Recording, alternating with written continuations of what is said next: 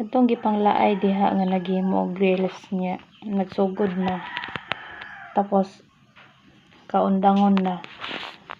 Ang tambag gyud ako sa inyo padayon. Dili ingon nga ay kung kapuyon ka pwede ra ka mapahulay. Pwede ra jud kay ka mapahulay pero sayang kayo nga imong nasugdan nga dili nimo humanon. Kay sama sa mo wa mi nag-expect nga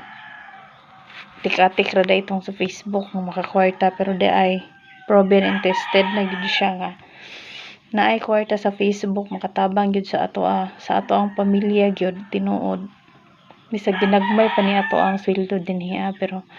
na-prove na gyud nako nga kung maningkamot nang jud kag post diri sa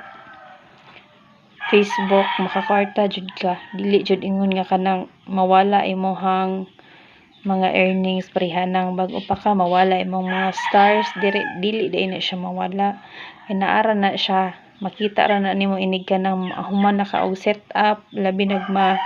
invite na ka og content monetization makita na nimo tanan didto inig makapid na ka didto makita na nimo didto mao day ni na tapo to siya sa sunod bulan nga imuhang payout bisag ginagmay pa lang imuhang ma-payout pero matigom man na siya bisag 0.01 ra na siya matigom gyud na tinuod ang ako agud nga nasweldo kay sa content monetization na siya kaya akong star wala pa man siya na naabot sa minimum so sa content monetization pa ko nakasweldo ningkamot lang ta di lang ta magluya-luya